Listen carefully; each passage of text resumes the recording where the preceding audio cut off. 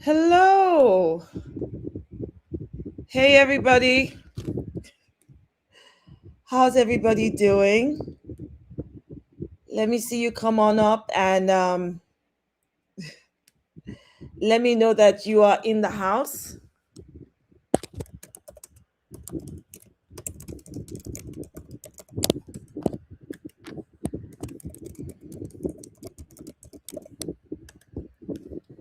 How's everybody doing?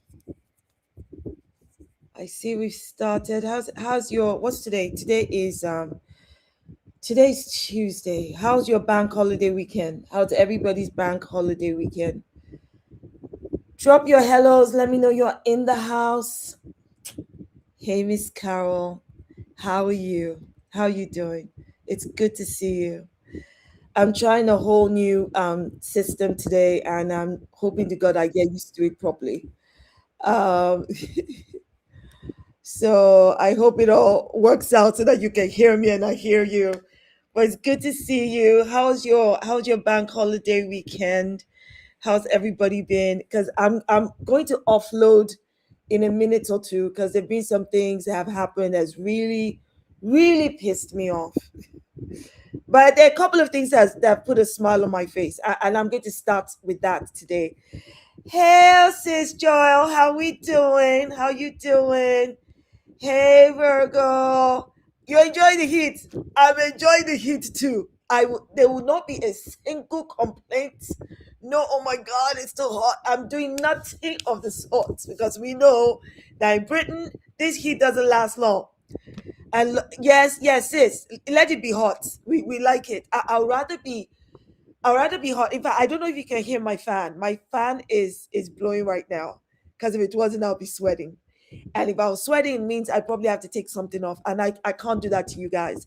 I mean, if I was all really like it's getting hot in here, take off all our clothes, and I had something to show for it, I'll be like, hey, look at me. But now I don't want to scare everybody away. Hey, Vivian. How are we? Oh, you're so kind. Thank you. Thank you. Thank you. I hope to God that I'm still looking pretty with my smile because I'm going to get into some really annoyed stuff right now. You will not believe what this I mean, today's Tuesday, what the last few days have been like. But I said I was going to start off with something I hope will make us smile. This is about this lady. You know what?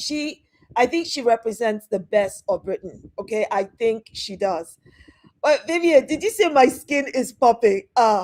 Sis, can't you see? This is the only. Can you see what is popping here? But I received the blessing. Thank you for your kind words. Thank you. Thank you. Even this one, don't worry. I'll put toothpaste on it later. My girls keep telling me, Mommy, stop that. If you put toothpaste, then it's black spot, blah, blah, blah. They don't understand. I am old school. Old school, you put something on it so that it can kill it. But yeah, they are right about the blackheads. You know what? What can we do? What can we do? Virgo says it could be a few degrees hotter. What's the highest temperature in Nigeria? I do not know right now. Watch this. Let's see this. This is what I Right, was talking about. Lynn, Yeah. Oh, yeah? I'm in town in the moment. Zad is asleep. Oh, right. Okay. I've just brought some money round for the kids for their holiday. Oh, don't be silly, Lynn. Don't be silly. No, no.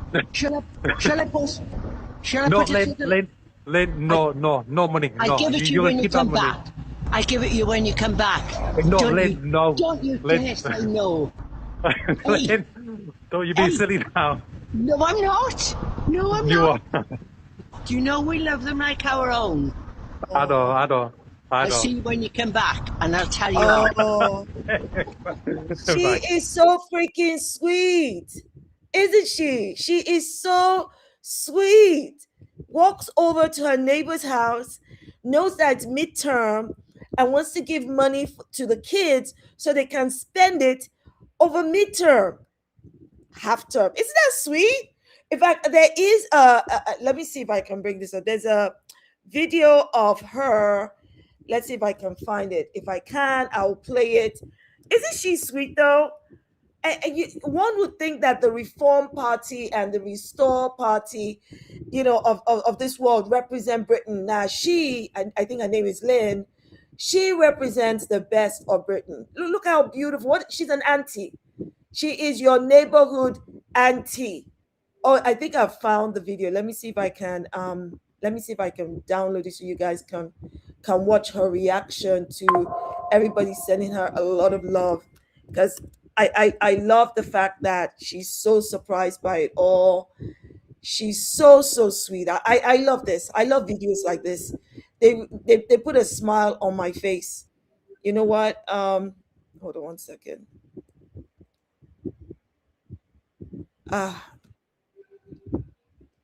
She's exactly. Vivian says she's a sweet granny. She's a sweet neighborhood. She's a sweet neighborhood auntie. Exactly. Let me see if I can add this. I think she. Hold on one second. I told you I'm using a whole new system, and Shola is not very techy, but we are trying our best. Oh, hey, here it is. Here it is. Oh, look at that. So this is what has happened, right? So her neighbor, this video that I just played for you went viral. And I think she saw it and her neighbor also saw it. And he then went over to play it for her. This thing is taking time to upload. I do not know why. Hold up. Okay, it's here. All right. So he went and let me see if I can find it. How do I add that video? Hello, I could do with some help here. I need to add this video and I'm trying to see how I'm going to do that. Mohammed says outstanding. Isn't Vivian says, I'm glad we started the show with something kind and lovely. I know. Okay, so not this. I need to play another one. I need to replace it. Okay, hold on one second. Hold on. Change is coming. You're very famous now. I know, but waterfall, yeah. More conversation about.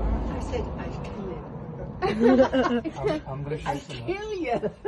And I opened this just because of you, because a lot of people telling me. So look, you seen this?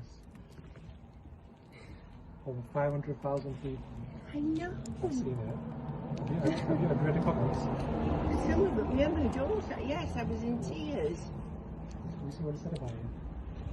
You love you. What did you do? I said to my daughter, I'll kill him when I see him. Will I kill him? No. So a lot of people saying, can you give them pocket money? Yes, I know. I was Sharon for me. I was in tears. I said, I don't know what it's all about because I'm not into these things. Did she see all the messages? They are. You are like. Messages you got?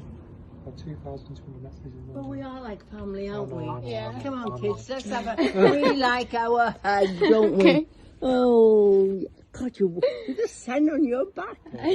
Yes, we are, aren't we? Yeah. Isn't she lovely? I think she's absolutely lovely. If I can get myself back on screen, I think she's absolutely lovely. She's exactly what we want to see. What do you guys think? She's exactly the kind of auntie we need right now. Yeah, we need more sweet people like her. We finally get to see a nice white person on social media. I know. I know. It does. Just like it warms your heart. It does. I think it kind of restores your faith that, when I say to people, when I talk about white supremacy, white privilege, some people think, oh, you hate white people. You think all white people are racist? No, I don't hate white people. And I don't think all white people are racist. In fact, I have to go through the pain and say, not all white people are racist, but all white people benefit from white supremacy. And I have a lot of respect for white people who understand that, and then who basically use their privilege to shut down all of these benefits, to call out the ugliness that's white supremacy, to stand in the gap, so to speak. So I know. Virgo, what do you say? Reform are gonna actively try to scrub the internet of this. I'll be surprised. You're like, nah, you're not reforming. This is not how we want to reform. I know. I mean, that really gives me a lot of it puts a smile on my face, let me not lie. It does. Okay, guys, in a few hold on one second. We're going to be talking at 8:30. I'm having guests on to talk about what's going on in Nigeria. I don't know if you guys have been following the recent kidnappings. And so in Oyo State, which is in southwest Nigeria, the bandits had gone, and they kidnapped over 40 students, young students and teachers, and they beheaded one of them on like live view, and demanded money ransom to release these children and the teachers. So we're going to be talking about that at 8:30 with our guests. So I'm let me see if I can put this on. If this shows the way, yeah, this is showing the way I. So we're going to be talking about that then. Right now, though, I do want to bring this up. I don't know if you guys are aware of the recent case of two boys. Let me see if this is on here. I'm not seeing everything that I want right now, but the recent case of two boys, no, there were three teenage boys who had gang raped two girls. Yeah. And the judge, basically, the judge had said that he gave them a free pass. Gave them a free pass. Hold on one second. I want to see if because I'm not seeing this. You're very famous now. I'm not seeing the screenshots yeah. Hold on one second. Let me see if I can bring this here. It really upset me. It got on my last God-given nerves when I saw this, because I could not for the life of me believe that that this had happened. I cannot for the life of me believe that it had happened. So this judge decided not to give these boys a custodial sentence because he called them children. He called these boys children. They gang raped two girls, filmed themselves doing it.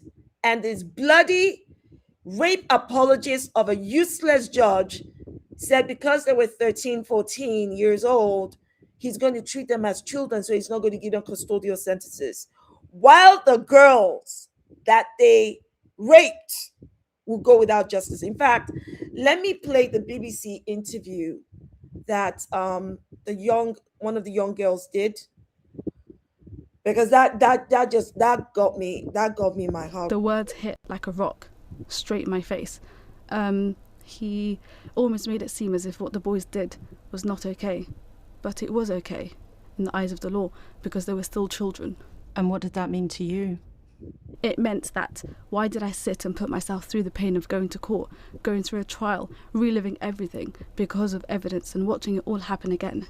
It sort of gave me a sense of what's the point? Like, what was the point in putting me through that just to say that it's fine? Now, I cannot, there are not enough words on God's earth to express my anger. I mean, first things first, that should never have happened.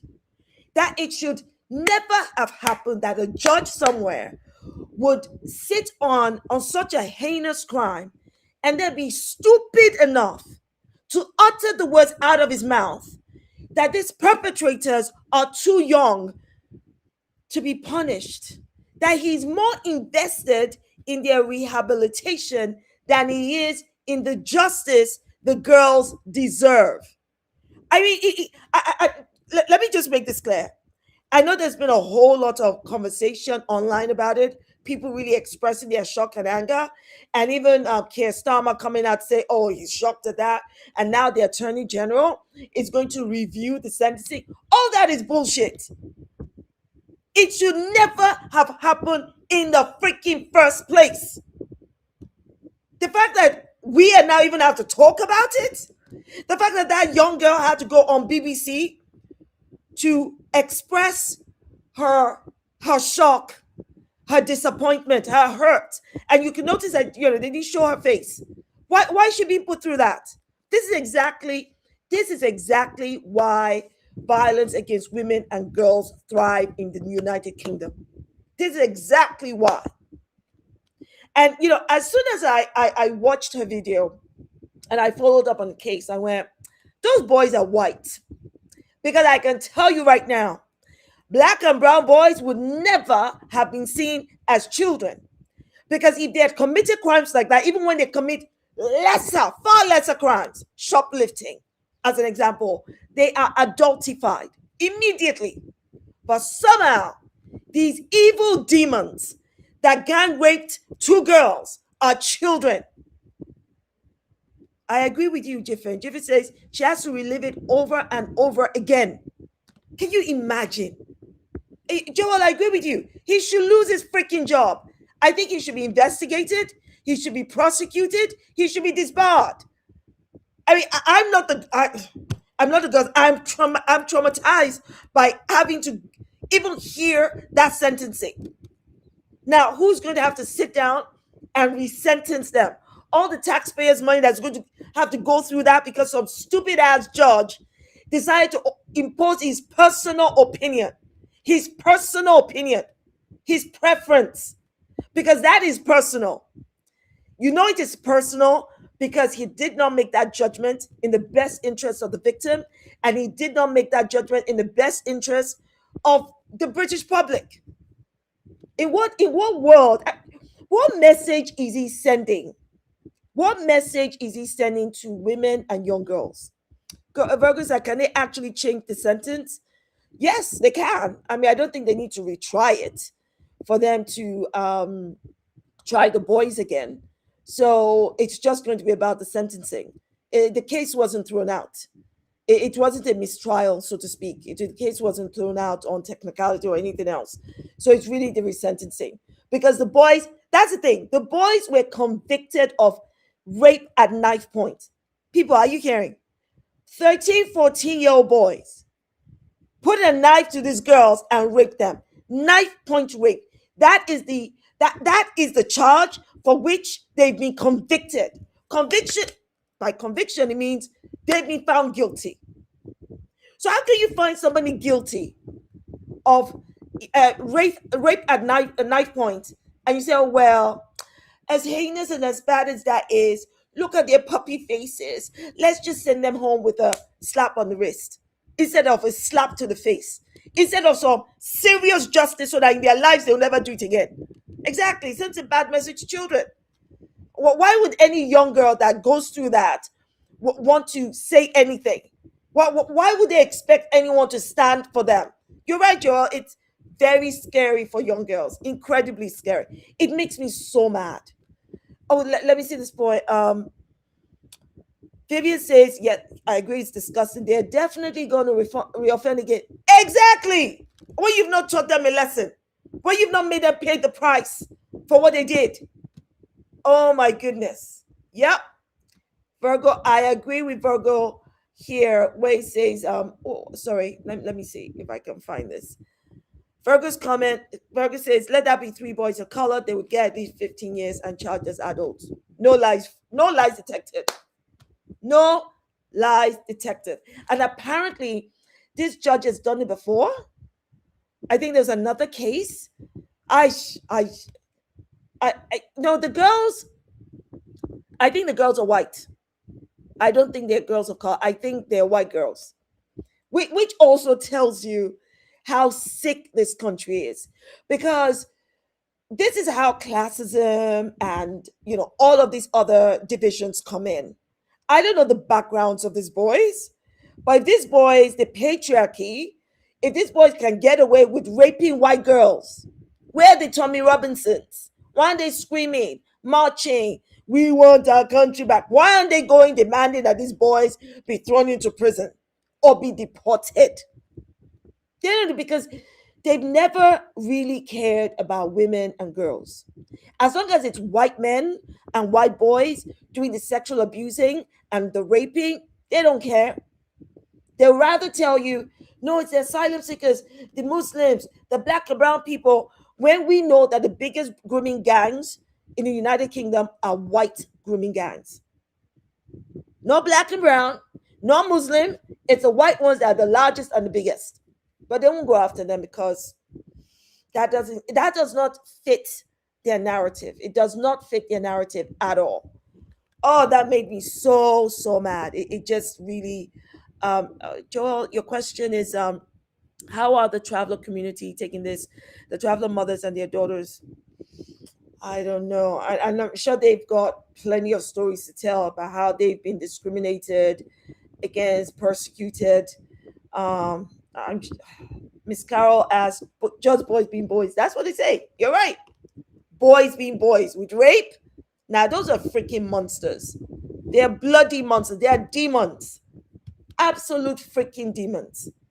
They should have been given custodial sentences. I don't understand. I don't understand that, judge. And you don't need to be a father to understand. You don't need to imagine, oh, what if that happened to my daughter? You don't need to be a woman or a girl to understand, you know what, that is so terrible.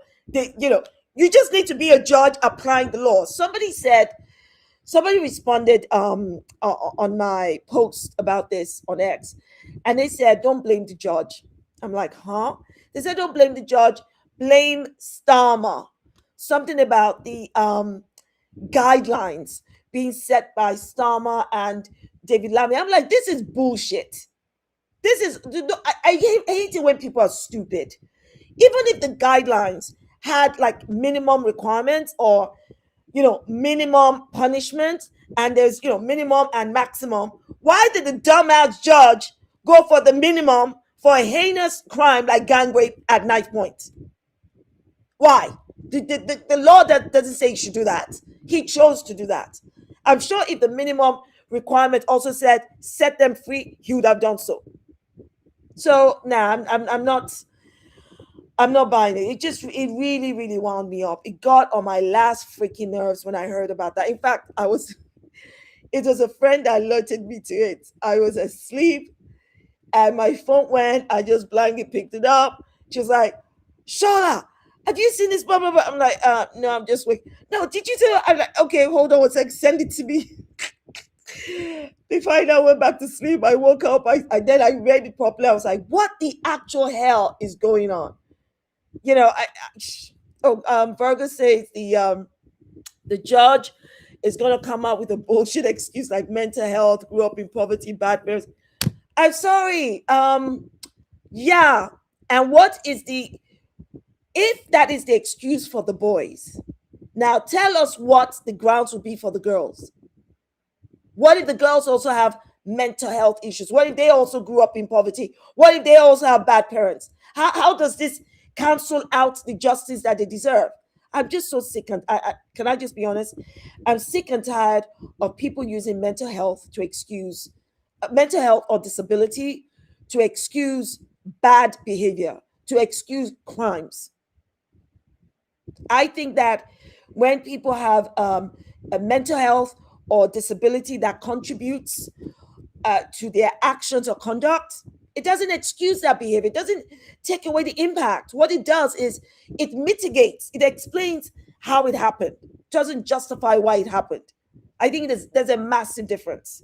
It's just one thing after the other. So it's been crazy. Our guests will be coming up soon.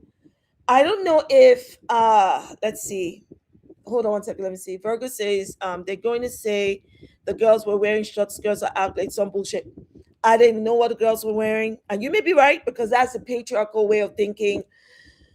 But as we all know, it is irrelevant what the girls were wearing. It is irrelevant what, if they were out late at night. The girls were 15. I think they were 14 or 15. I don't care. The bottom line here is they should not be raped, period. I think I read somewhere, I don't know, I don't even want to say it, but I think I read somewhere that one of the girls had met one of the boys on Snapchat. So they had become friends. So they were kind of like hanging out, you know. As far as I'm concerned, absolutely nothing excuses or allows that behavior. Those boys should be punished. I don't want to hear that they're children. If their ages were not relevant when they were gang raping those girls, then their freaking ages are not relevant when it's time for them to pay the price for the crime they committed. And you don't teach them when they're young, that's it. They will go back and reoffend and become some kind of serial freaking rapist that we must not tolerate. So, guys, as I mentioned earlier, our guests are coming on soon. We're going to be talking about Nigeria, the ongoing insecurity crisis. It's driving me mad. It's really pissing me off.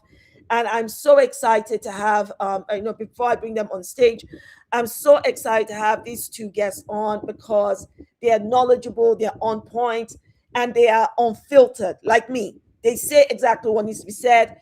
Ireti Bakare-Yusuf is broadcast journalist and geopolitical analyst. She's a host of Downfall Conversations and Borderlines on Nigeria Info 99.3. Let me just bring her on here right now. If I can find, I told you I've just started using this thing. Hold on, change is coming. Ireti, hello. Hi, Shola. How are you? How are you? I'm good. How are you? I'm good. And I'm so excited. I started to follow Donu Kogbara on Instagram. And she is so no nonsense. Yeah. When I watch her videos, she's like, she makes my heart sing. Let me not lie. Because she's not mincing her words. I want to quickly also introduce her here before I bring her on. So she has a weekly column in Vanguard newspaper, which is a Monday Night X show, and she has a Monday Night X show called Opposition Unleashed on X, and a YouTube channel called Donu's World. So, and she is ex-BBC print and broadcast journalist based in Abuja. She was kidnapped in 2025. Hey, Donu! So good to see you. Thank you so much for joining us. Thank you. Hi. Thank you. Now, I was about to say to my audience, greet our sisters. Joella said hi. Oh, Virgo says, I'm loving the glasses. Oh, look at that. Everyone say hello. When I was saying, this is a Nigerian home, we greet them well, and I'm giving you cola nuts and something I want to drink, but I can't do it virtually. It's okay. All right, sisters, let's talk. What in the actual hell is going on in Nigeria? I know this has been going on for a number of years now, but it seems to me that under Tinubu, we are facing the worst insecurity crisis under Tinubu. I just don't understand why he hasn't nipped it in the freaking bud. Before we start talking about, I want to play this for everyone to kind of get a sense, if I can just find the right video, but somehow, hold on one second. Let me see if I can bring it on. I've just started using this new thing, and for the life of me, where is my video on Nigeria? Please bring that up. I want to see it. People don't mind me. I'm talking to someone who is behind the scenes. Don't worry. I'm talking to somebody who is behind the scenes. Like, bring me up my video. Thank you very much. Where is my okay, good. Let me play this. Hopefully. M.O. is my name. Just so tiring. It's terrible. It is. Let me see if Teacher at the community high school, Auro Estelle.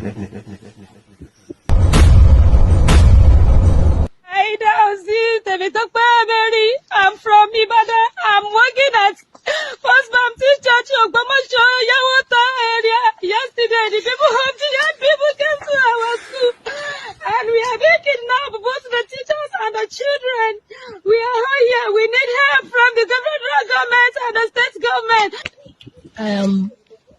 Mrs. Alamu, FR. I am the principal of Community High School. So, people, I think the reality here for all of us is I feel so helpless and enraged at the same time. Both of you are on the ground. You know the ins and outs. I know you both hear about what's going on long before, say me. What do you think is happening, and how in heaven's name are we going to end this crisis? Donu, let me start with you. You know, what I find most disturbing is that it's creeping down south. This incident that happened with the teacher being beheaded was in Oyo State. Ibadan is in Oyo State, and Ibadan is near Lagos.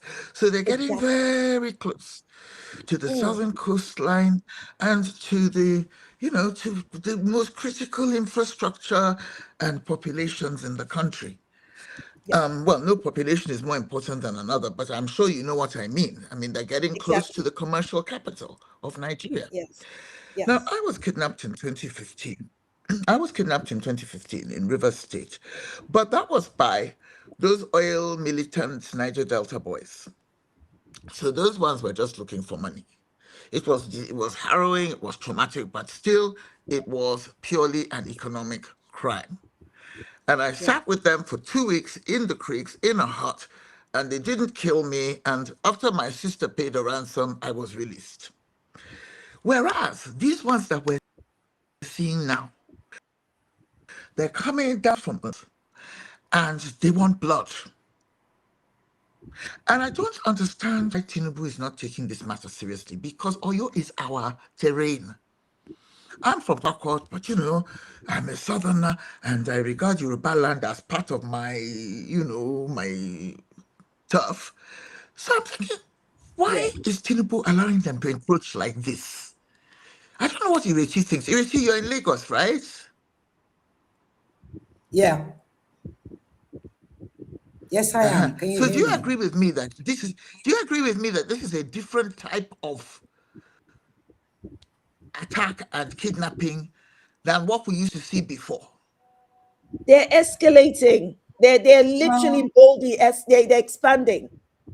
Okay, so Don, great to have you and chat with you, etc.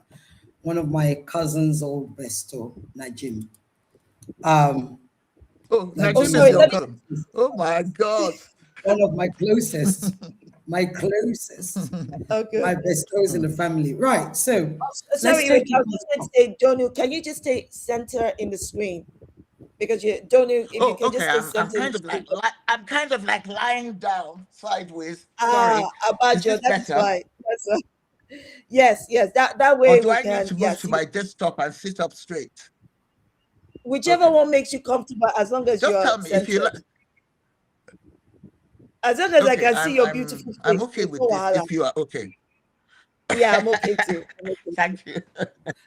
So, Don, I'm glad you said you went back to 2015 because, Shola, I have to correct you because there's a whole thing about why is Tinubu this, why is Tinubu that. Yeah. We have to look at this from the point of when somebody like Donu experienced it all those years ago, and the fact that it wasn't nipped in the bud, whether it's Niger Delta, whether it's banditry, whether it's Boko Haram.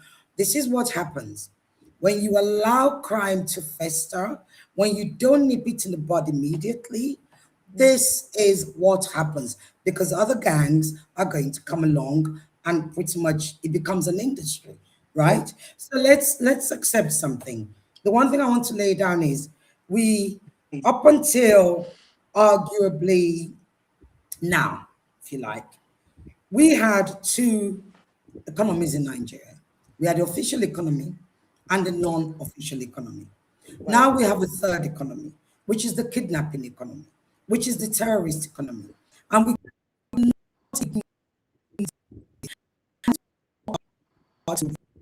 start from somewhere and they build and get stronger and they become more emboldened. That's the one thing I would like to say. Because I'm not going to make this, what I'm not going to do is make it about one individual president. That's what I differ to most people. Because we had Donu, who was a GJ when you were kidnapped. We've had it under GJ. We even had it before GJ, right? GJ, good luck, Jonathan. Sorry, Jonathan. Good luck, Jonathan. Yeah, there was Good luck, nothing good luck about him. But yeah, Buhari was the Well, president when I was well, no, when so, I was so I'm kidnapped. going to Buhari stop was you. the We are going to, because we have audience who must learn, who want to learn. yes. I'm going to steer away from calling them names, honestly. I've gone Yes. into my journalist mode, in all honesty, because so we had it even before GJ, you had Yaradua, which was the Niger Delta, kidnappings. And Donald's correct. The Niger Delta kidnappings was about money, okay? And they were doing a lot of kidnappings of the IOCs, right, Donu? The IOCs, the oil companies, yes, etc. oil Right? companies. So they were doing it for money, and they were also doing it to fight, if you like, whether you agree with it or not, for the pipelines, etc., etc. Right? So this all boils down to that Commonwealth thing that we have, that issue that we have in Nigeria. So you had Yaradua, you had Boko Haram on the GEJ, and then it escalated again under Buhari, and now here we are. So what you have is a pattern where successive presidents or administrations inherit it, and it goes up a level. Another one inherits, and it goes up a level. And like I said, this is what happens when it wasn't nipped in the bud. Now, I moved to this country in 2008. So it was kind of around about the time in between Yaradua and GEJ. So I was here when Yaradua died. I was here when the Chibok girls. And despite the fact that I was headhunted to move here for tech. I used to be in tech. I was a program director, but I was still doing newspaper reviews and news, just my way of contributing. So I remember when the Chibok girls happened, and I remember this demand that we all made, and we said, look, we want you to go in there, shoot them, just get the girls back. This was all before, because unfortunately, Michelle Obama's voice and the voice that was sort of, co-opted, or if you like, there's a word that I'm looking for. Anyway, the international community took it over. So you couldn't hear the voice of the domestic voices, the local people, the activists, those who were really, really working hard. But the whole country was united. The whole country was united in saying, we want our girls back. Go in there, shoot them. We don't care what you do. And I always remembered something, because I remember reviewing the story. I remember GEJ saying back then, they want me to act like a military dictator. I remember that. Because at that point, I remember when I used to do the paper review in the morning, and I remember calling him a chicken because he made that statement, right? So that's why it always stuck with me. Nigerians were not happy that I called him a chicken, but for me, that's what I was hearing, rightly or wrongly. But of course, GEJ then sought help. The same international community, Obama's, sort of international celebrities, Hollywood, yada, yada, yada, Karen, bring back our girls. Well, they didn't put pressure on Obama to support our president to bring back our girls. So the help that GJ, I mean, Tony will confirm this, the help that GJ did ask for, he did not get. What help do you need from military support? Obama? Military support from America. Okay. Right. First of all, I think it's really good that you gave the background so that everyone who isn't aware about how kidnappings have occurred previously. So to Donu's experience, for instance, being kidnapped in the South, a lot of people just think the kidnappings and stuff happen in the north. It is important that they understand how it also happened in the south, but how it has kind of graduated and escalated into something else. So now I want to ask you, because you made some points. Let's just come on. Let's have the real conversation. You said, Ireti, you said, okay, this is not a one president problem because presidents have inherited this problem from one to another. Blah, blah, blah. I take that point. But I rebut that point with the fact that Tinubu, before he became president, was well aware of this problem. I remember a tweet that he called out Goodluck Jonathan, basically saying Goodluck Jonathan does not have the political will to get rid of it. He finally gets into power and he does jack all to end it. Because clearly, if he's calling out Goodluck Jonathan, he must have had some kind of plan that he thought, well, when I get in there, this is what I'm going to do. He's done nothing. And then secondly, when you use the example of Goodluck Jonathan asking the likes of Obama for help, right? This is where I go, hold up a second. Goodluck Jonathan is the freaking president of Nigeria, just like Tinubu. What the hell kind of help do you need from Obama, Trump? It was military. It was military. It was military intelligence. It was military equipment. And this is, this is why I say, at Goodluck, rather than it being turned, and I'd like Donu will come in at some point to either correct or corroborate me and, sort of fill the gaps that I may have missed. Had GEJ been given that support, and when I say, rather than all that nonsensical, well, not nonsensical, just, sort of that campaign of Think Up Back Our Girls, had GEJ been given the support to say, okay, you know what? You've got this issue. How can we help you? Okay, fine. We're going to throw people into the Sambisa forest. Because remember, at this point, it was the Sambisa forest. That's where they took them to. At least that's what we're told they took them to. He didn't get that. I think, I can't remember the particular helicopters. Donu, you might remember. If you do, please come in and say it. There was a particular equipment that he was asking for, and they didn't give it to him. So that's one. Let me go back to what you were saying. You're right. Tinubu, not just Tinubu, Buhari. Look, I did the only documentary on Buhari, Buhari and the Burden of Expectations in 2015. That was my work. And I remember, so what I did was I interviewed Buhari's friends because my curiosity was, I hadn't grown up here. This man was very polarizing. I want to know who he is when nobody's looking, who the hell is he? So, of course, I got an opportunity. I interviewed friends of his former military mates, etc. But I got to interview his wife. And I remember Aisha Buhari saying to me, it has come to a point, I'm doing my best to actually quote her, where we can't go out of our house without saying our last rites. Okay. So that the country is no longer safe. Again, remember, this was campaigning for her husband. She said this to me. So what I'm trying to say is they all say the same thing. GJ can't do it right. We all feel unsafe, yada, yada, yada. Look, the current vice president, Shettima, is actually on record for crying during GEJ's time because insecurity in Borno and all of that. So what I'm trying to say to you is, you tell no lies.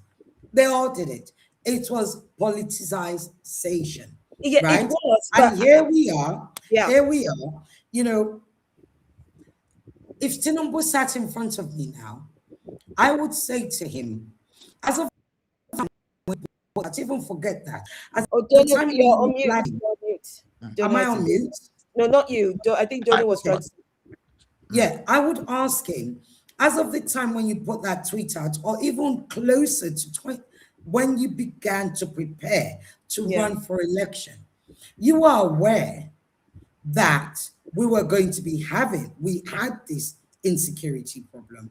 What did you do? What was your plan? Because guess what? And I'll let Donu come in. Look, let me just tell you. Let's cut all this. Something just came to my head, and I'll let Donu come in.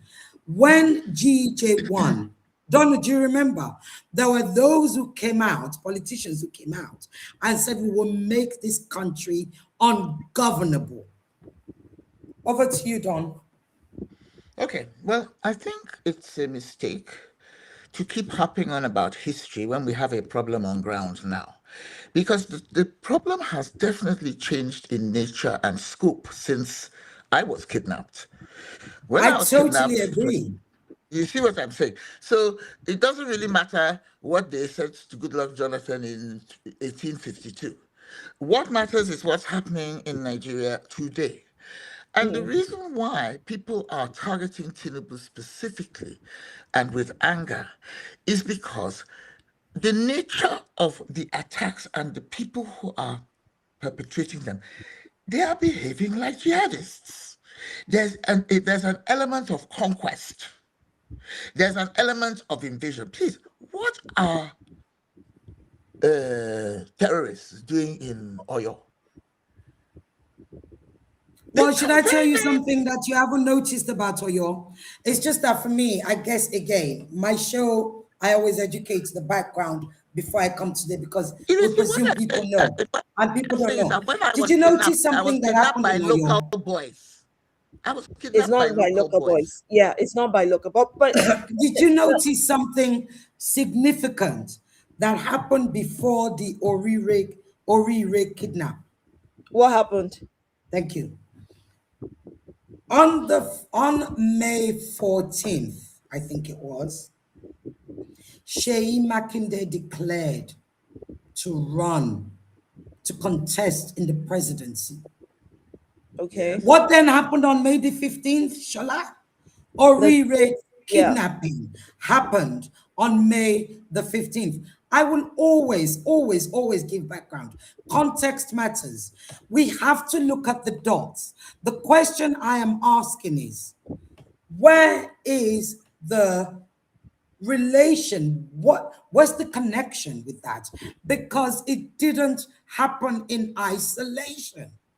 Yeah, that but is see, what let me I'm tell saying. you. Let me tell you you're that right that it's even not happening in isolation. even terrorists need to plan a little bit. There's no way Sheikh could declare today and they kidnapped tomorrow and that there's any link. There's no conspiracy theory on that one. If there's a conspiracy, it has nothing to do with Sheikh's declaration. They're too close together. What I would just say is that there may be a political element, there may be people who have motivations about destabilizing the government or whatever, but the bottom line is that the reason why it has just become, they've upped their game. It's so much more frightening now than it was before. Yeah. You know, And should I tell you why they've upped their game? Okay, tell me now. Because as I started off with it, we have a terrorist economy. It is an economy. What you have in Orire, in actual fact, they have been the local people. There's a particular guy, I remember writing his name down. One of the guys, his name is, they call him General Kakadu. He's a local notorious guy. Okay. Gang were actually contracted to be part of the operation. That's number one. Number two, it has already been said that the people, the attackers, the terrorists who did the operation in Oyo are bandits and mercenaries. That's a quote. And we know what bandits and mercenaries do. They are the ones who actually kidnap for ransom. It is for money. I'm sorry, Donu, I don't do the whole jump on it as it is right now. That's just me. Context matters, education matters, right? These people, you have a terrorist economy in Nigeria. You have the reports that came out in Reuters this week. You've got kidnapping and ransom. You've got smuggling. You've got banditry. Every single one of those groups have a different character because they have so the bottom line is, okay, then let's forget about whether Goodluck got a good showing from the American government, whether I can't hear you, my love. Okay, so you need to turn your volume up. Can you hear me? Yeah, it's a little bit better. Yeah. Okay, let me just see, just make sure. Let's forget about whether Goodluck Jonathan. I agree with you. I'm a historian. So I totally understand the importance of history and context and trajectories, looking at the whole picture of where we started and where we are now. But this program is only 30 minutes long. So Oh, is let that us all? not. Well, that's what I 30 was minutes to Sorry. an hoping. hour, 30 minutes to an hour. There's only so much. But yeah, we want to get to the nook and We don't cranny want of to what talk is about happening the now. history interminably. Look, Yeah. it No, doesn't I was matter talking if about the present. Sorry to interrupt you. When I talked about the economy, I'm talking about the present. I That's know. what So we what I'm have saying, at present. I know. So what I'm saying is that it doesn't matter if the Americans helped Goodluck or they didn't help Goodluck. It doesn't matter if Buhari did not fulfill our expectations of him as a soldier. Because one of the reasons many people abandoned Goodluck and voted for Buhari is they thought, thank God the man is a soldier. Like you said, Ireti, he will send people into Sambisa forest and kill those bastards. That did not happen. Okay? Let's look at the reason why it's important is just look at Tinubu. He's our president now. Okay? Mm. Tinubu told some people I know, of course I wasn't there, so I won't swear on the Bible that he really said this, that he does not want to tackle these characters because they will kill him. I think the woman who, maybe at a later date I can go and find the video of the woman who said she had this conversation with him. Meanwhile, his Oh, vice that was the president, APC woman that Shetima, said she was leaving. Is that her? I think so. Is it Najatu or some such name? Yes, Okay. She said that Najatu. Yeah. She says Tinubu is terrified of them. His vice president is a known, had links with Boko Haram before he became vice president. Allegedly, The he's not. national No, security, no. he's not, it's very Donu. known. The Oh. national We will security not be advisor, are you an arrested, APC yo. member, Ireti? Allegedly, yo. Okay, allegedly. Because We Nigeria, Allegedly. he don't said have to anything me, against Shetima. why I did agree you with you. not, my sister We don't know. don't have, What did you guys talk about? we You don't, let we this don't, happen to, don't know, allegedly everybody. Oh. Allegedly, okay, oh. But allegedly. we all get Donu's Okay, point. allegedly. And I But what think I'm we all saying know is, what the truth his is. minister, Ah, no, but let me say, his Minister of State for Defense, Matawale, is a known yeah. criminal around bandits and terrorists. His National Security Advisor, Nuhu Ribadu, who, by the way, I have a friendly relationship and so I'm a bit disappointed, has recently said that Boko Harams and terrorists are our brothers and we shouldn't take to their antics, their homicidal antics too personally. So Tinubu is surrounded. Yes, he actually said that just last month or a couple of months ago, right? So this country is full. The government is full of apologists for terrorism. Yes. It's Yeah. not the first time. It happened in previous governments too. Let's just look at what Tinubu should do about it now, especially since this thing is encroaching onto his ancestral land, assuming he's Yoruba, because there's so little we know about his background. I'm not even sure he really comes from the southwest of Nigeria, right? But Okay. since he told us that he's from the southwest, let him take attacks in Oyo personally. If he doesn't care about attacks in Enugu or attacks in Port Harcourt or attacks in Jos, fine. But please, Oga, take attacks in Yoruba land very, very seriously. Because even we who are not Yoruba are really worried for the local and I, population. and I think it is right. Maybe the fact that they're creeping down to the southwest will finally wake Nigerians up. Let me give you my own two pence worth on this, right? I personally could not give a rat's ass if Goodluck Jonathan was begging Americans to come out. What the hell is wrong with him? You're telling me the Nigerian I military, wonder. with how many? Let me finish. With how many Nigerian military or army could not have gone into the forest, could not have dealt with it. But we're talking about Tinubu, so let's talk about him. As far as I'm concerned, he's a freaking walking corpse of a president. You are telling me that this man, whose army and military has peace conventions, peace ceremonies with bloody terrorists, know them by face, by name, know who their families are, could not have arrested this man, could not have ended them all this time. And that is why I believe what you were told by the person who knows Tinubu, that the reason this has not ended is because the man is more concerned about his life, his comfort, his family, than the liberty, livelihoods, and lives of Nigerians. I can't buy into this nonsense of oh, well, we need help from abroad.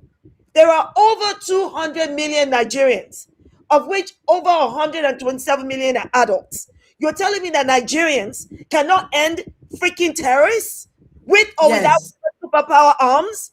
Yes. I can't believe that.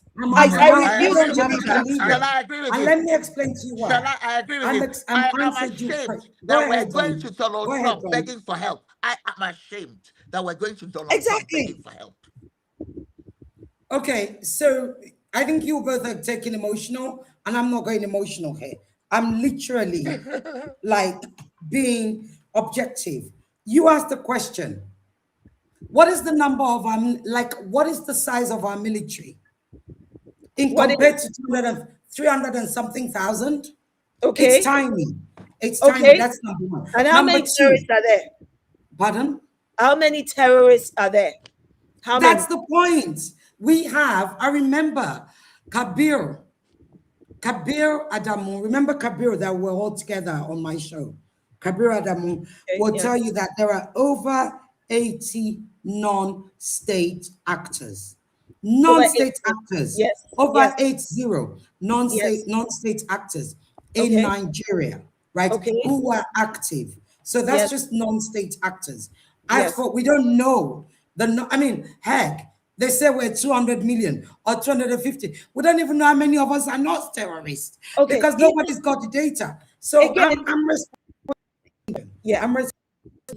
So we can only talk about groups, right? So we have some really like how do you say, terrifying groups. You've got GNIM, you've got Boko Haram, you've got Ansaru, I think they're called. That's like, I'm talking about the terrorist ones. I'm also talking about the fact that you have a whole new character that is happening. You've got these terrorists who normally would be in competition with each other.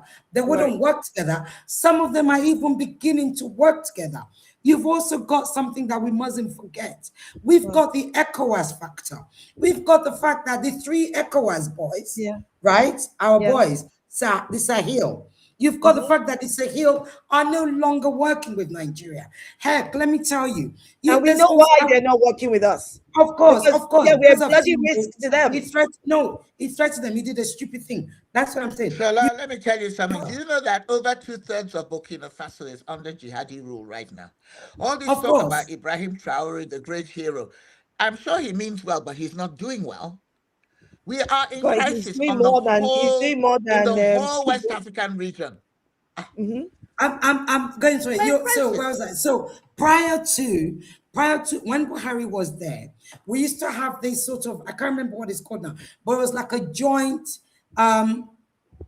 international kind of force, between Nigeria and Niger and Niger, Burkina and stuff, that Nigeria funded it, okay, when Buhari was there. The other 3 countries say they don't have the money to fund, and Nigeria is like, this is all our problem. So what I'm saying to you, I'm giving you all the characters, all the factors. People don't have I get all that, but I'm telling you, let's talk about now. Yeah, we are talking about now. You asked me about how many terrorists, and I had to answer that question. That was what I was answering for you. Yeah. Now let's talk about now. Shola, it doesn't matter how many terrorists there are. The reason why the Nigerian armed forces cannot combat this problem is that it is full of sympathizers. But even more to the point, it is full of thieves. Exactly. Tinubu is an enabler of theft. One. He's a supporter of theft. He is a thief himself. Yes. And the armed forces have always been full of people who steal money that was meant for arms and boots on the ground. Exactly. And then after you've stolen the money, you now go and start begging Barack Obama to help you. Can you imagine? You now go and start begging Donald Trump to come and rescue you. Disgrace. Nigerian leadership, they're a complete disgrace. It's kleptocracy. And I remember one of the recent cases of abductions and killings. The witnesses, the local witnesses, said that the army, Nigerian army, appeared was not defending the people, almost as though they were providing, cover for the bloody terrorists. You know the people that went into Orire, the attackers rather, the terrorists that went into Oyo, they were dressed in military uniform. Can you imagine? Can you imagine? Can you imagine? Can you imagine? The locals said so. They were look, when I got armed robbers coming to my house many years ago, they were dressed in military police uniform. Oh. So that's also the other thing that you get. Please let me say this. You also then get the other characters that I'm talking about. You get the looting, which is part of the whole funding. You get the looting of military barracks, because of course when they kill them, they're going to take their uniform and all of that stuff, because they're going to use it for operations. You are terrorism. What was the question you asked? Why can't they just stop terrorism in Nigeria? They can definitely reduce it, but there is no political will, no military will. Because they're complicit. But you know what we haven't mentioned? What? State governors, because every one of those state governors. No. We're joining them in this problem. Donu. We're not you don't have to agree with me. Permit me to finish. Every one of those state governors gets something they call a security vote. Yes, right. So right now there is pressure. We're talking about Oyo on Seyi Makinde. Seyi Makinde, who said last year that he had bought military helicopter. When the kidnap waits, me, I would do objective. What happened to I don't care whether Amotekun, anybody by the agrees way? with What me. happened to Permit me Amotekun? to finish. Please, When they asked him, wait now. I'll tell you what's happening with Amotekun in a moment. Oga, where is the helicopter? You said you bought helicopter last year. Where is the helicopter? He said, well, they are at the I wish I could find the story for you. I would have read it for you. Die laughing, honestly. May we all live laughing. He said they had the Kiniko Army back in Abuja. The Chinese that's going to put them together. They're going to be here. It will take them about 2 weeks. Say what? Helicopter? Say what? Say what? I don't say what. You're pushing me out of my journalist mode. I said I will stay. Shola and Donu, you will not get me out of the mode that I stay in. Right. Okay. So yes, that's what he said. You know what I think the bloke was talking about? Bullshit. Frigging drones. Drones. It's what he called helicopter. Donu. We're dealing with unintelligent fools. You asked about. Sheyi for me. Can I just say? For me, Sheyi was my Facebook friend when he was a little boy before he became a governor. Just leave him for me. Sorry if he's talking rubbish. And you know what? What has since happened? Since the really horrific, hideous attack on those kids, the school, etc. Because they want money. It's money that these kidnappers want, these terrorists. That's what they want. Yes. And they've opened up a communication channel with the state government, with Seyi Makinde's administration. And the terrorists, and they're negotiating. They've asked for 1.2 billion. We don't know how far. Yes, absolutely. We don't know how far it's gone. So that's the one thing that's on that. Donu, you asked about Amotekun.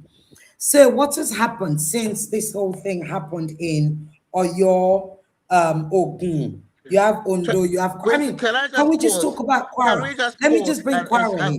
Kwara, excuse me. Pregnant women. Wait, hold on, Ireti. Hold journalism. Listen, do Shola and our listeners outside Nigeria know what Amotekun is? I can't hear you. So Shola and our listeners outside Nigeria know what Amotekun is. I'm only saying you should explain it to them first. Okay, all right, my love. So where was I? I said let's talk about let me just bring up Kwara. I don't know, because everybody's focused on Oyo. Kwara happened probably about a month ago. Pregnant women and children, they are still in captivity. The Kwara state government, at least Seyi Makinde has called helicopter, it's called drones helicopters. The governor of Kwara state hasn't said a word, not not a dicky bird. We have not heard anything. We don't know what's happening. Those children and the pregnant women, they are still in captivity till now. The Chibok girls are still in captivity. That is Kwara By the way, do you know that the State. Chibok girls are still in captivity? Half of them. Yes. From 2014. So let me tell you guys something, and tell me if you agree or not. I watched something on a YouTube channel called Historic, I think, Capital. And this blew my mind. It was like this. I'm going to find the thread and I'm going to put it in a link. Basically, this person connected the dots between the bandits and then the people in the abroad, the West. Because you see, there are people benefiting from the mess going on in Nigeria. There are people benefiting from the Oyo teacher being beheaded, from people being, students being kidnapped. So they basically said this. You know what's happening in Congo, in Sudan, the ethnic cleansing and the genocide. That basically in northern Nigeria and parts of Nigeria, there's land, as we know, with lots of mineral resources. The people who own that land and resources are the Nigerians who are being killed and internally displaced. As far as I'm aware, the count to date is about 3-point-something million Nigerians who are internally displaced and living in camps somewhere. This is all apparently part of a big plan. A plan, the bandits, call them Islamists, jihadists, whatever the freak labels we want to give these extremists, who are killing both Muslims and Christians, not just Christians, wiping them, moving them out of the land. While, because if we all notice, it does not stop any kind of excavation or resource extraction. All of that keeps going on, even though Nigerians are being killed and kidnapped.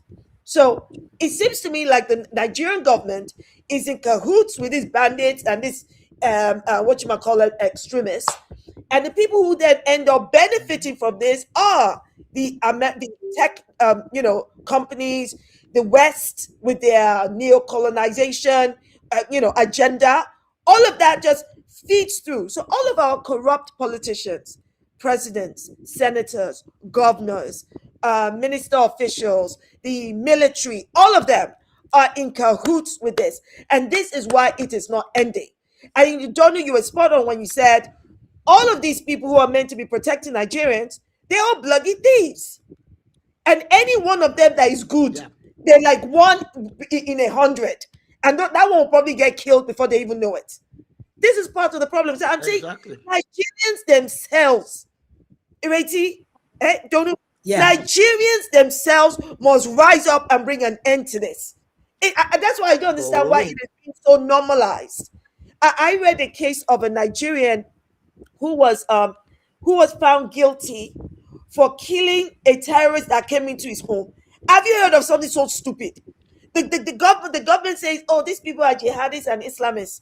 Okay, a Nigerian protected himself. He was put on death sentence, death row, but he was put on death sentence. Taken off now. Can you freaking believe that? I'm trying to remember his name.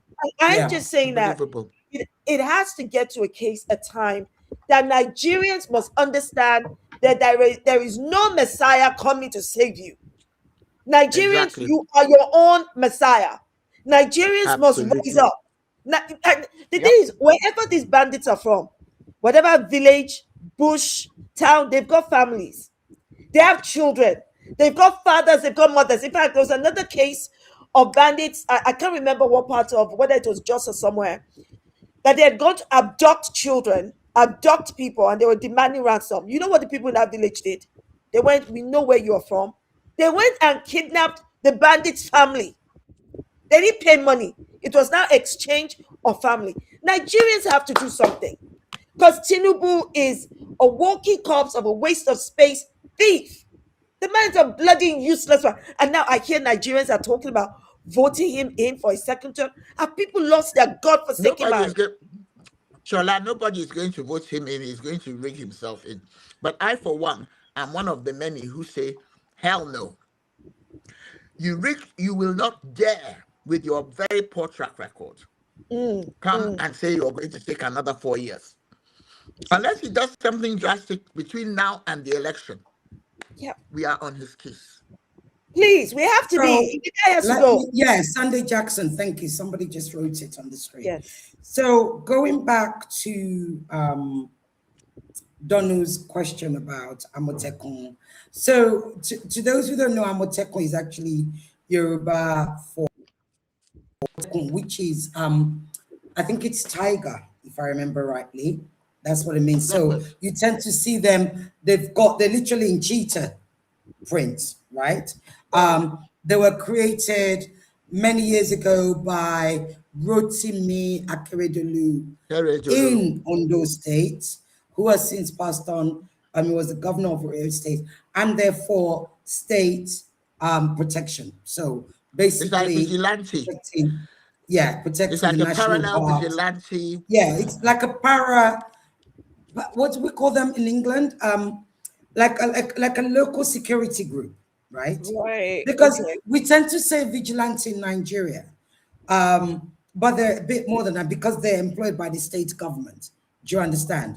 Not just by thing. So you have them. Now, you also have a OPC, not APC, OPC, Oduduwa People's Congress. They are also another security outfit.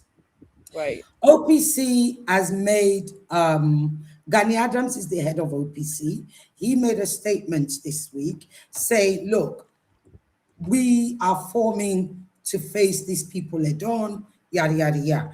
Then you have Sunday Igboho. Yes, exactly. I was just about to say, you have Sunday Igboho, who has now set up another outfit. Sunday Igboho when I need him? I beg your pardon? Where is he when I need? I said, where is Sunday when I need him? No, he's actually just that enter or you are keeping quiet, minding his business. But he's now come out and he said, "Look, Tinubu has given me 50,000 to look for 50,000 men within the community, within the area. And what I don't know though is whether they're going to be given, because also there is a law behind there. Okay, all these matters, there is a law in Nigeria that they're not allowed to carry guns because we don't have the gun laws in Nigeria are quite strict, right? So they tend to use this, as they call it, shakabula, you know, those sorts of things. In actual fact, some of in that Orire area, in that community, Orire LG, the local security teams actually said when this whole thing happened, they went after the terrorists, but that the terrorists had they had ammo that they didn't have. So they were putting a cry out that government, please give us the ammo. Because he said, the man said, and it was interesting because they've stolen the money, Ireti. I beg your pardon? They can't give it to them. They have stolen the money for their ammunition. Well, no. Hold on. Okay, so here's the thing. I'm not talking about official military now, right? Let's talk about this ammunition. You know what happens in Nigeria? Don't know. In the days of the Niger Delta, you know how much ammunition was smuggled into this country, right? As a result of which they are used during the elections and they used to kill ordinary Nigerians like you and I. So when you liberalize access to ammunition, there needs to be a strong sense of responsibility. Those motherfuckers who kidnapped you, they were, oh God, I said I was not going to. You They're both of you are than the police, I can tell you that much. No. I said I was going to stay in journalist mode. They knew, because I remember, and these ammos used to come into the country by the dozens, and they are still being smuggled into the country. But what these people are saying, if you have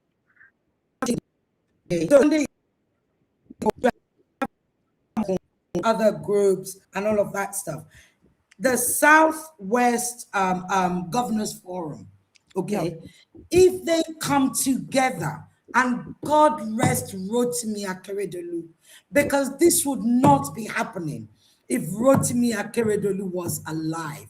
He was such an excellent leader in the Southwest that we actually have nobody to replace him. And he was a selfless, focused leader. And he was a lawyer as well as being a governor. But in any event, if the Southwest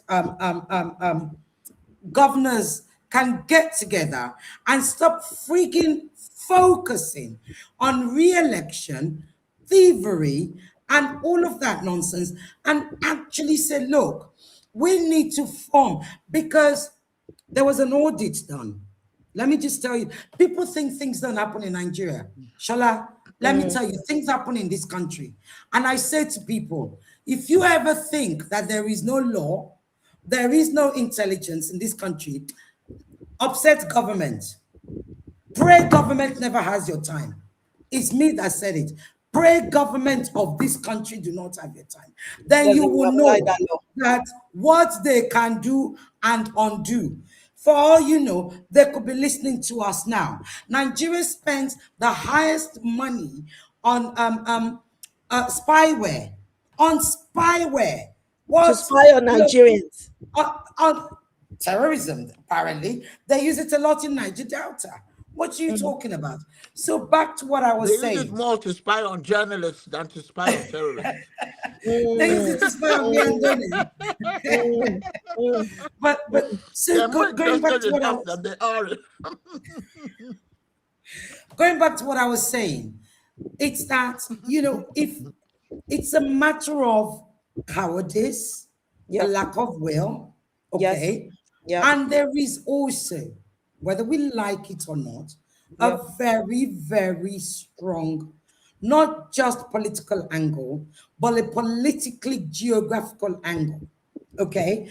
When you talk about the resources, Oyo, Ondo, Ogun, they're all resource rich.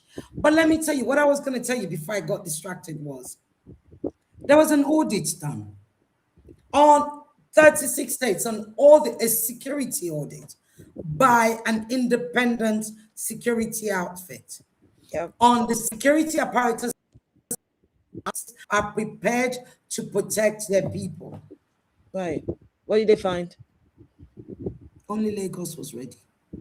Lagos, okay. Only Lagos. Only Lagos.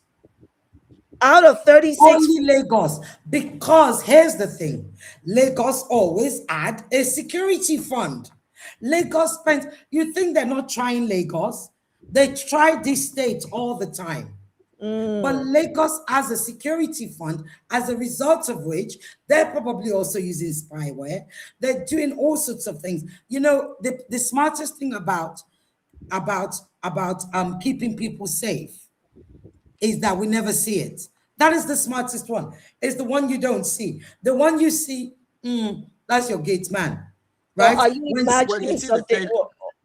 Well, are you imagining that something is happening because you don't see it? Because it's also likely that jack all is happening behind the scenes. No, I don't agree with you. I don't agree with you. Nothing is happening. I'm talking about Lagos now, right? Yeah. I know this was an independent report. No, I don't doubt the independent report. And I know. Yeah, so I'm not doubting. I know that they try Lagos. Hold on one second.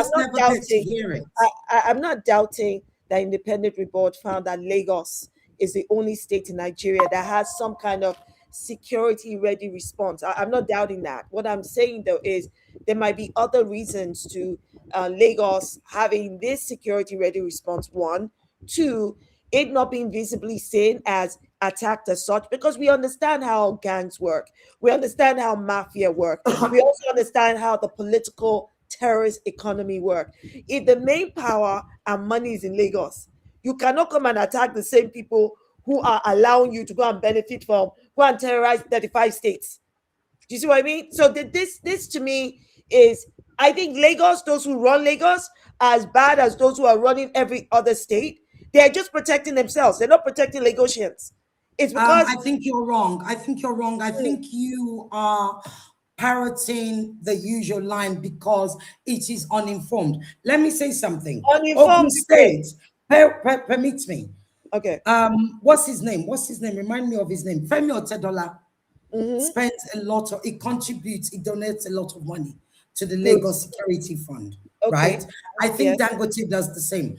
There are other states who are now also doing the same, okay? Because you need that security fund. Of course, I agree with you. Because Lagos is the capital, the financial capital, and because Lagos must not fall, there is a concerted, but this didn't happen today, is what I'm saying to you. It is not something that happened under Sanwo-Olu, right? It is something that has been going on for many years. I think I think can't that is remember the reason. That's what I'm trying to explain to you. Should You've I got tell you listen. that? You've just mentioned billionaires who Yeah, are. but there's also, do you know how many billionaires we have in Anambra? There are more billionaires in Anambra than you have in Lagos. I don't doubt that, but even the billionaires in Anambra and other states, there is a reason why there is no security fund. If they're still being secure in Anambra State, and Anambra State does not have a security fund, the No, it's politicians the that are running it, all of governors. them That's are what I'm working hand in hand. saying. All of them are working hand in hand. Nobody cares about the people, as far as I'm concerned. I see no evidence that anybody cares about the people. The people in Lagos are benefiting from the fact that it is Lagos, a commercial capital, the fact that Lagos cannot afford to fall. I think that is what is happening. Because if we had somebody who has the sense God gave them, then not only Lagos, but every state should be protected. I'm sick and tired. And that's why state being governors get, what do we call it It's again, Donu? Security votes. You know what security vote is? Money to secure your state. Exactly. But that's not what And they they spend spend it it. on. But they don't That's not what spend they it. spend it on. They don't spend it on They securing the spend it on state. girlfriends They and spend it stuff on like that. dashing girl. Well, Exactly. And Girlfriends. this is where I'm saying Nigerians have to come through. We have to start to demand. Nigerians in whatever state, whatever community, have to stop doing me, myself, and I, me, myself, my tribe, my community. You need to step out of that. You need to start demanding better from your governors. And even as I'm saying it, but this is even it. as Nigerians hold on, do. Ireti. Even as I say this, I understand that I am talking about a people that have zero protection against the powerful who will just set their boys and their dogs to go and kill them. That's why I need Nigerians to please galvanize. There are more of you than these bloody, evil, money laundering, money hungry, self-serving politicians. If you, Shola, I've been telling them this for years. Is look, there are more of you than there are of them. Are you going to put up with this crap till you die? Are you a slave? Do you know that even in Abuja, there are terrorist activities on the periphery? The suburbs of Abuja contain terrorist cells. Hey. But as long as we are all protected in our own little presidential villa, it's okay. I've never seen such short-sightedness in my life because, like you said, terrible. Every state. But I don't think there's anybody that feels safe in this country. I mean, I say what I say about Lagos. I don't feel like, I mean, for instance, my sister went to, what's it called, Ibadan yesterday. She went by train, and Ibadan's down the road effectively. It's like getting on the friggin' M1, driving down to Milton King. Yeah, or something. Do you understand? Yeah. But so she got on the train, and she put on the group on the train to Ibadan, yada yada yada. But I suddenly remembered today, oh my God, babes, what the heck is wrong with you? Are you back? You didn't say on the group whether you were back. So it's not about any of us feeling safe.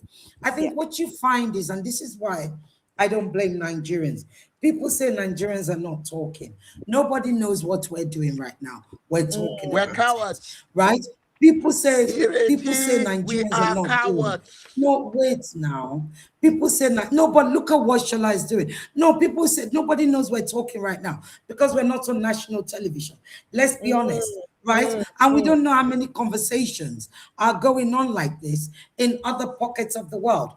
Of this country. That's one. Number two, you have on your state media. They're constantly talking about this. The radio stations are speaking about it. They are making their demands. And I say to people, Nigeria is also that thing that happens when What you're we not need is looking, a general strike.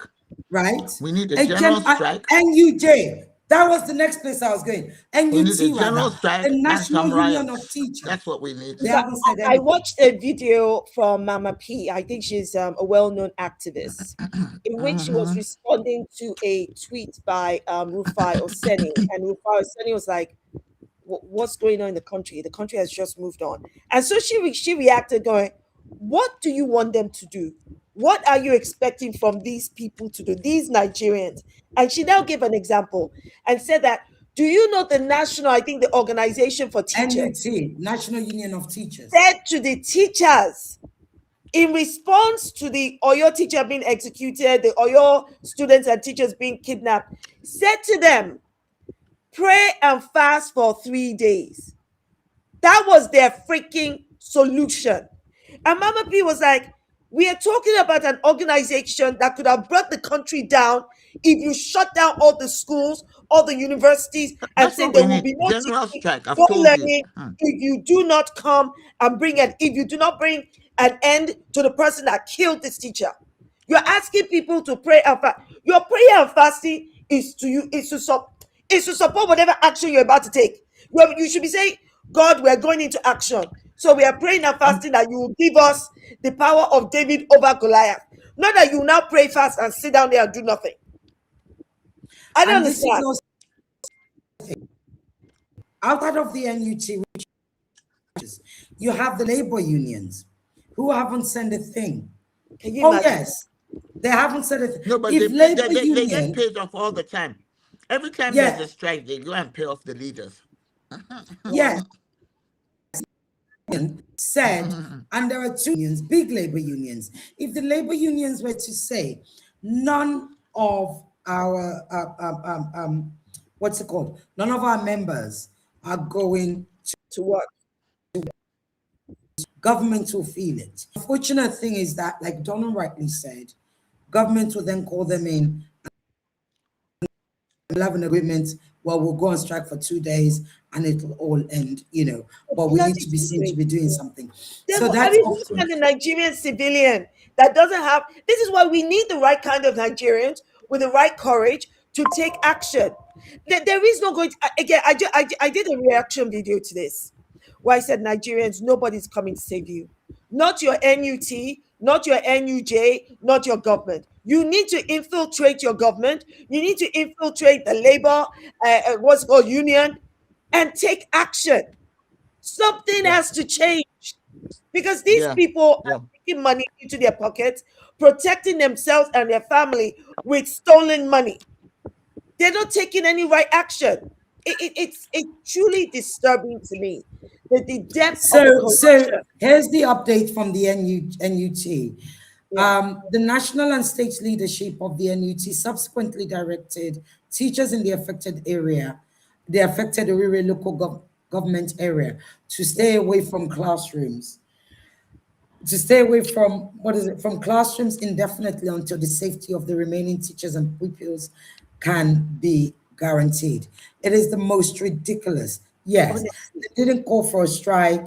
And Mama P is correct about the prayers. They didn't call for a strike even if they say demanding for every teacher in Oyo State to go on strike, even if it's just that. Exactly. Do you understand? Yes. That will make national headlines. Yeah, and that could then trigger off. It could be the domino effect. Exactly. And they would say, we want other states to join us. And then you could start to have other states joining. But unfortunately, no. I mean, this is that's what they call a strike. Like, and it's disgraceful. Maybe they're all their lives. Ireti. Maybe they've been whispered into their ears. All I know is I need Nigerians to rise up. I just know that if labor, that when we say, I always say to people, Nigerians are doing. Honestly, Shola, Nigerians are doing, but also you've got light where you are. These ordinary people, you want to be out. They've got to worry about lights. They've got to worry about food. Some of them have to worry about water. True. the children, they've got to worry about petrol that we're paying 1,300 But do you know naira what is for. above all of that? Do you know what is above Life. all of that? Life. Yes, If but they're you not know alive, what? they won't be able to take care of their children, feed, get petrol, or any of those things. So And they they're need not to going get to be them off able. the ship. Yes, but they're also not going to be when the strike is over, when the protest is over, they're not going to have anything to explain to the school teacher to say, sorry, I can't pay for my child's school fees. What I'm trying to say is Nigerians are doing. I never subscribe to the fact that to the narrative of Nigerians are not doing. I do not know, like I said, all these old men in Orire, in Oyo, in other parts, they are doing their bit that they can. One woman Yeah. said Yes. she had 3 children or 4 children in that school. Luckily, 2 of them escaped. One is still in captivity. Oh. I saw her being interviewed. When she you want. She said, please tell government to help me get my child back. You see, at this particular moment, she also said her son, who was in the secondary school, escaped. This one son, one daughter escaped. I think they were in the secondary school. So she was asked, where are the children? Where's your son now? She said he's gone to work. He was working and going to school at the same time. And that's a grieving mother. Oh my God. But he's got to go to work because they need to eat. Nigerians are doing. The union is the most useless. When we did friggin' Occupy Nigeria, the ones that will go behind your back to go and negotiate with government, even if they're not involved, even if you don't ask them to be part of this, because governments know they can talk to them. Wow. Right? So let me suggest something. I don't know if Donu is going to come back and join us. I think maybe she's having some tech. I think she's trying to get back in, yeah. Okay, so hopefully she does.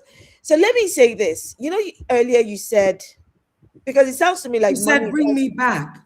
Oh, bring me back? I saw something. Yes. Somebody said bring me back. Yeah. Where you at? Where are you? Donu, we can't see. Your camera isn't on. It is though. Hey, but we can't see your face. We can't see your face. Darling, it isn't. Can you hear me? We can hear you. Yes, we can. There's audio, but we can't see you. How do I get back in? You're in. From my side, the camera is on, the mic is on. I can't get back in. But we can hear you. So how comes we can hear you? So maybe you need to put on your camera. I don't know how to log out and use that link again and then come back in. Should I log out and come back? Yes, please do. Okay. Please. And use that link again. Yes. Okay. You see, this is why I like my live stream. I see my live stream as, it's like friends chatting. We will agree, disagree. We will shout, over shout. We're chilled. Tech, no tech, we will still carry on. This is what I wanted to say. You know how earlier you said Otedola and all these other rich folks are contributing to the security fund of Lagos State. Yeah. I think we need funding to fund the revolution of Nigeria so that teachers can go on strike. Labor union can actually be effective and not worry because they can't feed, their workers won't be able to feed. If you don't have to worry about money, then you will be able to go on strike. You will be able to do the things that you need to do. Because some of these people, as you rightly said, their hands are tied, literally tied. If a grieving mother who just nearly lost a son that, the son escaped from the school, has gone to work, any mother want to keep him at home, that Jojo, please, in the name of God, don't leave the house. Just stay inside the house for at least a week. Let me know that nobody will see you. Or what if they hear that you escaped and they come and look for you? All of that. But as you said, they have no choice. That child has to go out to work so the family can eat. So maybe the Otedolas of this world and, the other billionaires, We need to get them to fund a revolution fund. That's what we freaking need. And we need people who can then attribute those funds in the right places so that Nigerians are empowered. I mean, I would hate to think that Nigerians are apathetic or that they're like, well, there's nothing we can't, there's nothing we can do about it. And maybe that is what many Nigerians think. But I'm sure there's some Nigerians I think who really they're like to take a tired. lead. I think there's an element of tiredness. There's an element of Hey, Donu is back. sort of not so much resignation, but the when you use, first and foremost, you're not going to get the billionaires contributing anything like that. So forget Why? it. Maybe They just secretly.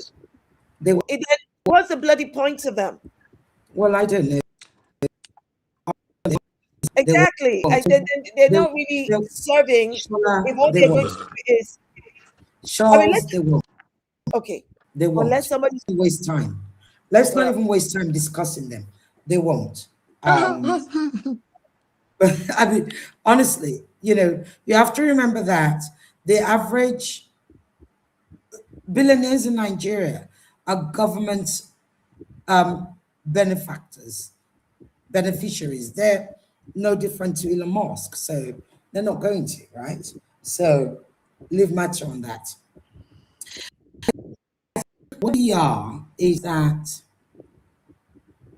one of the dangers of a society like Nigeria, where you have bad leadership, is that you are by surviving, and in fact surviving in spite of them, not because of them. Right?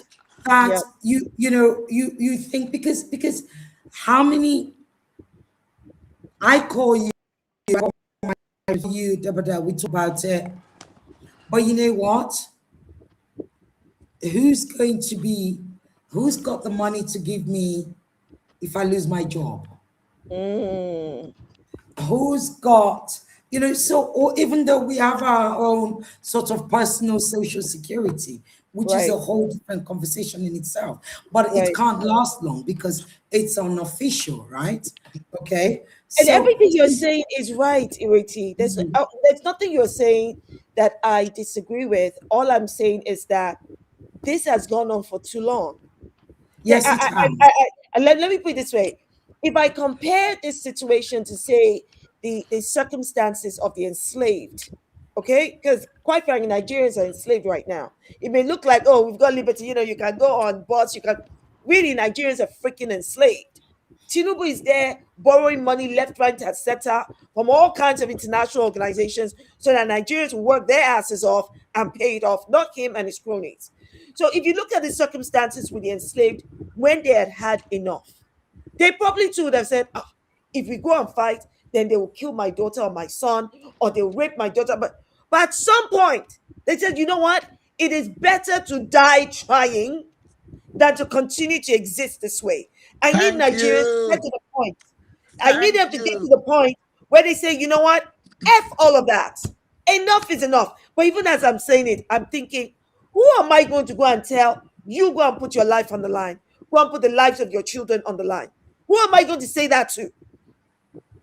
But something has to change. No, some of us who do go out. You know what I say here every I day? go out on protest. Can I say something? And I always say to my friends, the last time I was at a protest, let's hear from Donu. Let's hear from Donu. Every single day, I say to somebody or the other, can you hear me? Yes. Yes, speak can you hear me, me? darling. Yes. Yes. Every single day, I say to somebody, if South Africans had given up, Mandela would have died in prison. If women had given up, we would not have the vote today. If Black Americans had given up, Obama would never have made it. You have got at some point to have the courage to insist on change. Yes. And Kick the them funny all thing out. is that the people who insist on change are usually not the ones who are suffering the most. I'll be quite honest with you. I know Tinubu, I know all of them. I could be a multi-billionaire. The people I'm telling this to can barely afford 1 meal a day. Right. Exactly. Even without Exactly. even without joining the government people and collecting billions in contracts and consultancies and Right. gifts, I am comfortable. And I've noticed that most of the people who are fighting are comfortable. We have far more to lose than people who have nothing to lose but don't want to fight. I don't understand it. So you're talking about the middle class Nigerians? Most of the top activists are middle class. Dele Farotimi, Chidi Odinkalu, people like myself, we are all middle class or from privileged backgrounds. Not all, to be fair.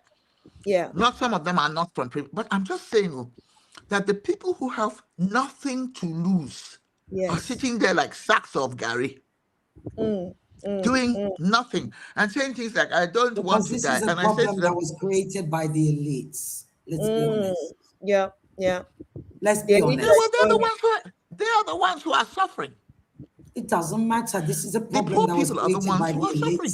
and it's the elites and the children of the elites that need to die first. I mean, don't get me into this space. I don't want to go radical. We need to go there. But they won't die Tracy, first. we need to go radical. No, It's we're time to having a burn the house down. conversation, It's and time I to would, burn the freaking. I promised Listen, myself I'm all going of to. these What I'm structures saying and is, listen, all the structures and systems that are holding this kleptocracy, this evil, the corruption, all of it needs to be burnt down. There are more poor people than they are, so there are more working class Nigerians than they are middle class. The middle of class course, Of Nigerians course. are still comfortable, huh? Some of them are now talking to the point that we were all making about, oh, who has money, who can fund, who can. The middle class with their education, which is a privilege, with their connections, which is a freaking privilege, can help to galvanize the working class. After all, where would the money be without the working class? The Otter dollars and all of them need the working class to make their money. People, we need people galvanized. It's time to burn the shit down. All of the systems that are making these things happen, burn them down. Whether it's a I structure that totally agree holds with you. the political elite, all of them, burn it down. And I'm not just talking about buildings. I'm talking about the actual visible and invincible structures that allow these people to get through with this, that allows a walking corpse like Tinubu to have the effrontery to carry on with this evil, that allows military and army to steal arms, to arm the bandits, to join in the killings of the people that they're meant to be serving and protecting. How can we be watching our children? I've seen this it's students from Oyo and Ichiba, all of them. As far as I'm concerned, these children are old enough to be our children, our nieces, our nephews.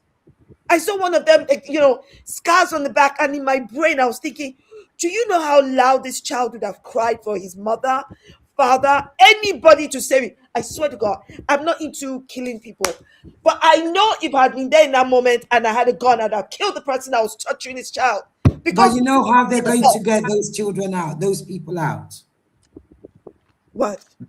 Who will get them out? They're going to end up paying. They will, if those children are Yes, released. exactly. Look, They'll end I'm up sorry, paying. and this is why I keep saying, you've got to accept there is a kidnap economy. Yes, there is. There is. And the And this government is is allowing it to. of, The government is allowing it.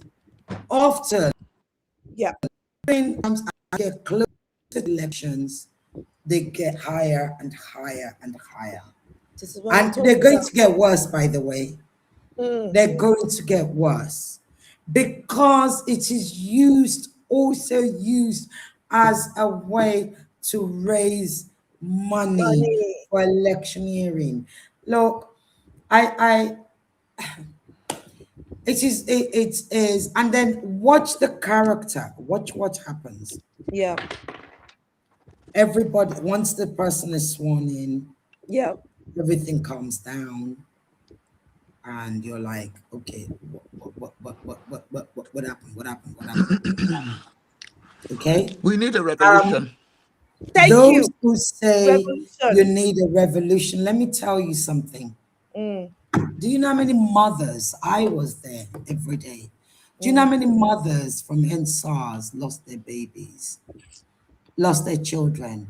There were kids that I Well, knew people from, listen. because it's near my house, that I saw Okay, all the so why time. does cowardice and My, fear of death? my point is, nobody has acknowledged their pain, and we've all moved on. You are asking for the masses to put their children out. Ireti, your point is a valid one, but Donu's point is equally valid because at the end of the day, and It's this is not why the I said, masses that's got to do it. no, listen, the point here is, Well, I'm and this is ready to why I put said, my life on the line. I do it all the time. Kio and this Amaku is is why I putting said, his life on the line. yeah, who Dele Parrot me are we went going to to ask prison. people? We're ready. But we need a revolution. We need an The NSARS was revolution that you a need brilliant in movement. Nigeria Yeah. has to start from an economic revolution, which is what bad leadership causes. If you have, you know, it's not the revolution of guns. We've got to pivot our intelligence beyond that. You put the children out there, they will all be killed. There's no two ways about it. Ireti, You I and don't I, disagree with you. you Yeah, and I I don't disagree with will you go about, out there, we yeah, will stand in front of them. yeah, They will go around us because they know they can identify. What they yeah. know is they know how to identify the children of the poor. Yeah, but can I just rebut that one point because Yeah, a go on. revolution of the economy is good, a revolution of arms, a revolution of protest, all of it needs to happen simultaneously because you have to understand that when you do the revolution of the economy, the people who want to stop your revolution of the economy can kill you with guns.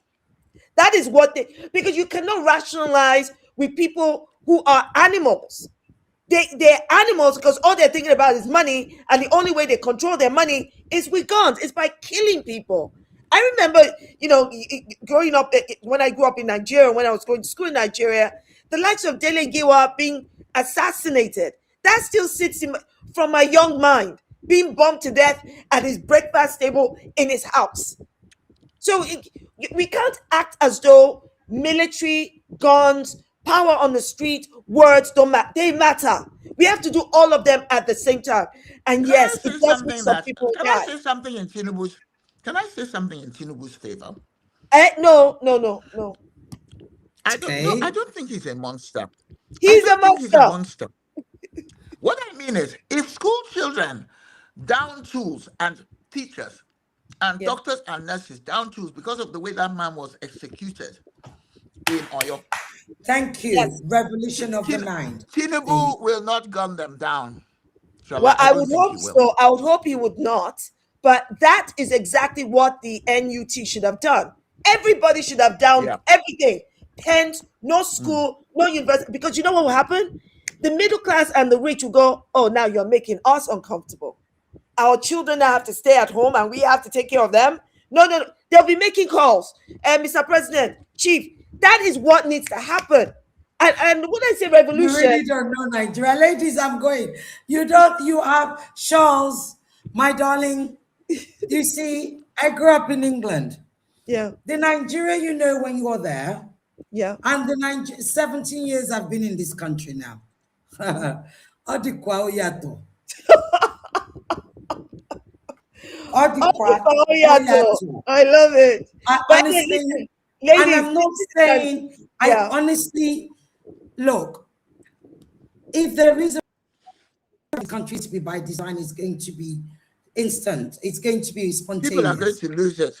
It's going to be Shola, one day people spontaneous. just lose it It and is go not going ballistic. to be by design.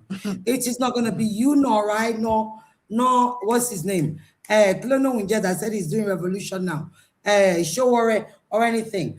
If there is, and it is going to be a nasty, bloody one. But let me just say something. Tinubu is not going to gun down nurses. I'm not and even doctors talking and about, school we're talking children. about revolution. That's my Let me own, tell you what I something. suspect. During NSARS,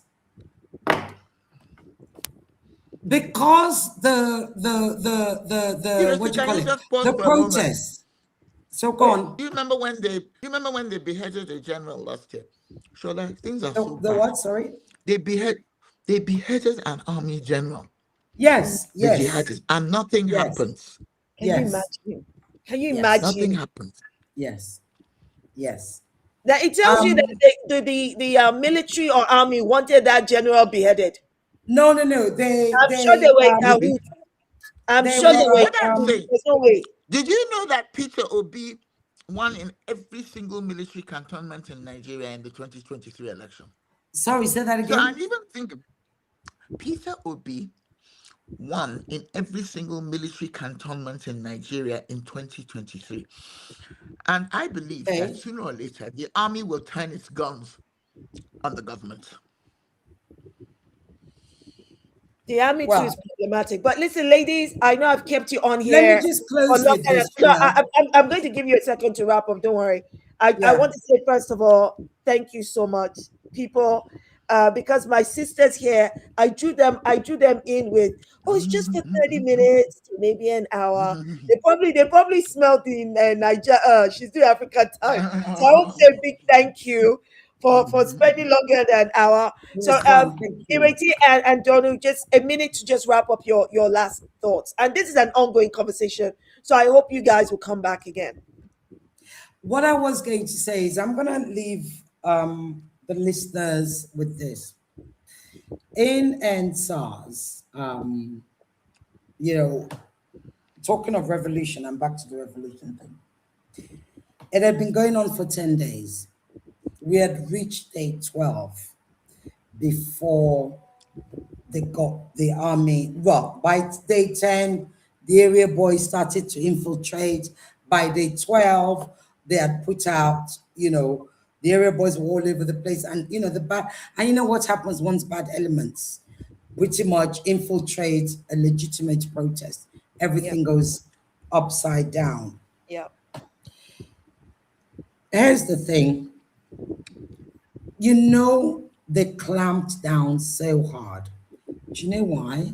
Why? Because that was the closest we came to a spontaneous revolution. We were this away. Had that protest, we were this away. And when I say spontaneous, I mean it was so spontaneous that every single, from the richest to the poorest, every single, as somebody who leads a women's movement, who were cooking for the kids every day, let me tell you something. Somehow my number got all over the place, and people would call me, hello ma, are you ready? I want to contribute to what you people are doing. We're sending bread. We're sending this. I had bread. My living room is massive. I didn't know what to do. We had teams of women all over in Lagos, mainland, island here. We had in the southeast of it. And literally, people were giving us money. I would send money every evening. I would say, right, say Ikejatin or Ilupeju Timoya, how much do you need tomorrow? Because we couldn't travel. Just to let you know how much people really were about this. And so I would disperse the money every night. Okay, oh yeah, this is about what you need there, because we would set up trellis tables, this one, that one, and all of that. My point to you is, I live in Oniru. On the corner where the toll You mean gate where is. City of David Church is? Yes, thank you, my Where City darling. of David Church? Yes. Yeah. Where the toll gate is, if there is a shooting there, Yeah. I can't hear it in my house. But I can walk. I shouldn't. That it's far enough that I can't hear the shooting, but it's not too far enough for me to walk there. I'm telling you that. So on the corner where you've got 4 Points Hotel, you used to have all these kids, homeless, whatever. They all used to hang around there, that whole corner. That whole area, all those kids will be at the toll gate. Okay? They knew me. They were even the ones that started calling, Mama, they're killing us. But leave matter. Would go there and everything. Those kids hung out with children of the middle class, with educated children. Mhm. Everybody was invested in the success of what was going on, which is why Buhari got scared. Buhari got scared because he was lied to. He was told that they were trying to overthrow his government. Hence, they sent in the military. Okay? Now, my point is, the reason I bring that up, and it's a long story, if and when so what began to happen, because that's what I want to tell you, because all these things was going on and word was already starting, people were creating gates on the streets, right? Because they were expecting that this is it, the revolution is coming. There are still gates that were never there before that have been there. They were created during NSAS to block people of that. Well, do you know what started to happen? What? You couldn't travel out of Nigeria. I think Nigeria, you couldn't get to the international organizations, community, whatever, embassies and stuff were literally evacuating their people. Let's tell you how serious. People don't know how serious NSAS was. They were already quietly evacuating their people via the water towards Cotonou to then fly them out. Okay, good. They were taking. It was that, Charles. It was that close. So that's why they will never, ever, ever, ever anything like NSAS again. They can't stop it. Listen, if the youth rise again, they can't stop it. So if it they can't happens, stop it. and just like NSAS didn't start in on Lagos. rigging the next election. If he insists on rigging the next election, there will be spontaneous outbreaks. Let's say anger. so. It will be a spontaneous revolution. It Okay, I want to give Donu the chance to do her minute wrap up. Donu. Okay, I'll take your point, Ireti. Thank you. Let me just quickly say, Tinubu is a very intelligent man. Okay, is he? It doesn't look like one. He is. He's bright. You know, I've met him. He's sharp, even in old age. Well, what I would say, well, though there's cognitive decline, clearly, because I met him some years ago, and there's a difference between then and now. But what I say is smart enough, okay? As are the people around him. Yemi Cardoso, the governor of Central Bank, there are quite a few, top-class brains working around him. Right. If they would just invest as much energy in doing their patriotic duty and bringing this country up to scratch in terms of the economy, security, and so on, they would write their names in gold in the annals of history. But instead, they prefer to go down as hated, unpopular, and so they would have won the election, no contest, if they did what they're supposed to do, but they would rather do the wrong thing and then force themselves back into office through rigging. This is one of the eternal problems I have with Black people. I see it as a Black problem generally, especially African. There's a kind of strange short-sightedness around this issue of what it takes to be truly respected, what it takes to actually do your job and your duty to God, because they're also damn religious. I'm not particularly religious, but they're all in mosques and churches every 5 minutes. Do your duty and you will be loved. You will be re-elected. Your people will be safe. Your people will be well fed. And you don't need to go and beg Donald Trump for anything.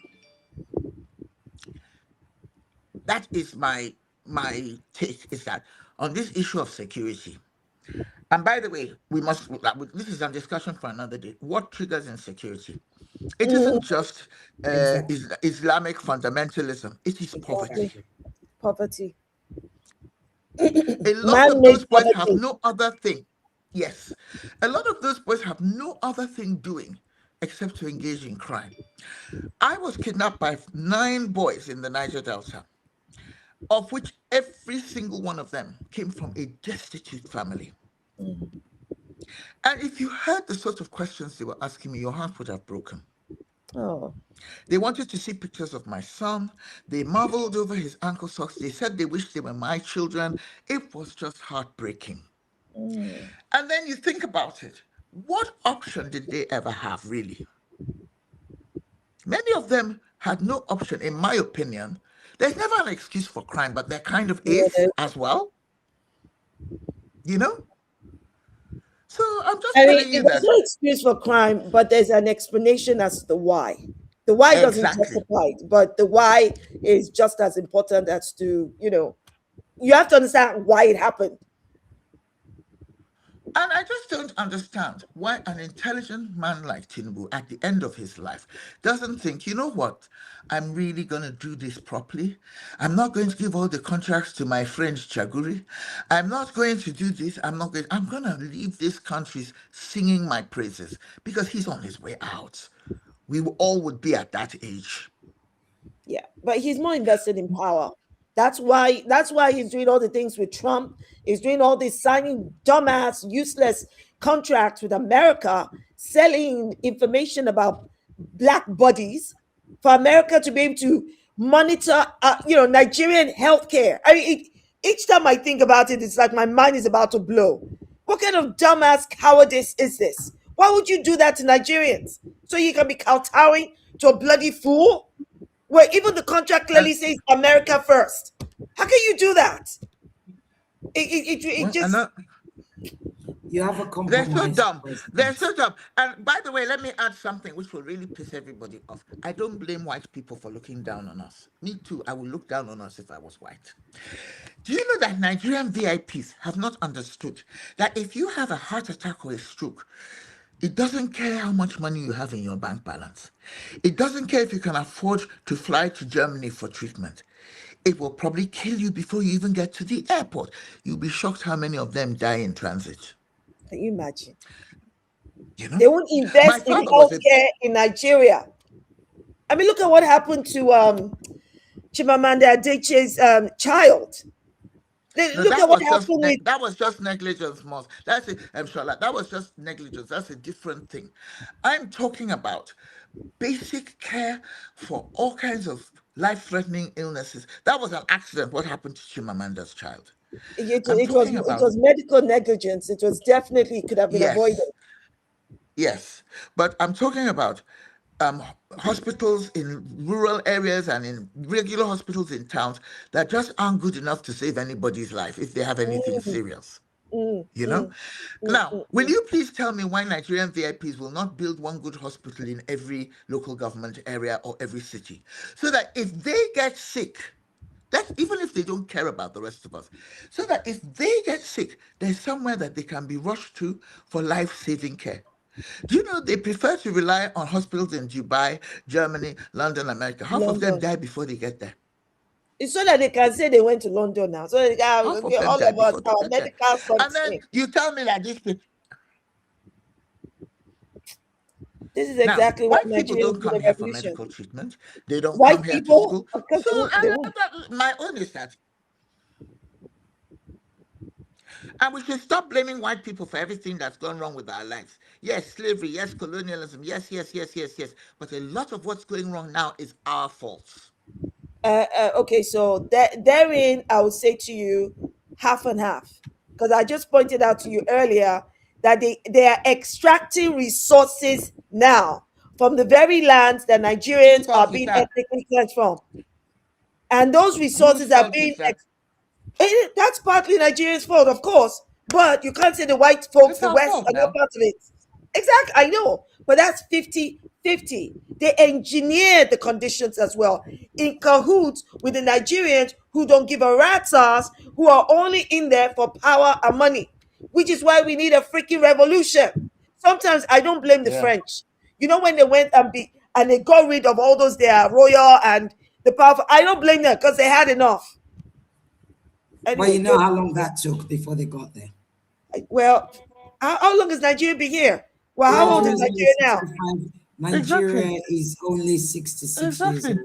60. Well, that's old enough. I'm just saying. old enough. I'm just saying. It took the French A long time. Well, we need to yeah. accelerate Nigerians' age so they get to the point that enough is enough. But my sisters, thank you so much. And it's only Tuesday, and you spend this wonderful Tuesday with us. People, please thank them. Send them love. Prepare Yeah. papara and beans and all of that so that they Thank you, can. my love. Thank you. I really appreciate it. Thank you. I My Pleasure. really last enjoyed this word, Pleasure. though. Pleasure. Thank you very much for having me. My last word is people, Black people, wherever you are, let us learn to stand on our feet with dignity, to refuse to accept rubbish from our leaders, and to stop blaming white people for everything that goes wrong. Because we are actually the architects of our own destiny now. We're not children. I think that yes, we have the right black people to say no to the influence of the West. Like, look at what Traore and the rest are doing in the Sahel region, which is seriously pissing off the West. That's what we need. We need to shut the doors to the West and grow our own freaking economy. That's what we need to do. But sis, thank you. People are saying thank you. People are sending you a lot of love. Thank you Thank so you. much. Thank you. Let me let you guys go. I hope you All come. I right, my promise love. to come back I again. had fun. I will. Good, good. Ireti, thank you. Are you BB's sister? Of course. Uh-uh. Okay, okay. And you have another Ciao, sister ciao. called Yetunde? Yes, absolutely. Okay. Thank Bye. you so much, lovely aunties. Thank Bye, you. I Malik. appreciate it. Bye. Thank you. Thank you so Bye. much. Bye. Wonderful. So, people, thank you so much for How do spending. I get out of this? Okay, there it is. I found. Thank you so much, everyone, for spending your Tuesday evening with me. I really enjoyed that conversation because I've been so upset about a lot of the images coming out of Nigeria, not just the Oyo state. Stuff have been happening in other parts of Nigeria as well. And I think it's so important to have a space where you can have real conversations and just get things off our chests because it's too much. It's too much, you know. But anyway, guys, I hope you remember the video we started off with the lovely neighborhood auntie Lynn.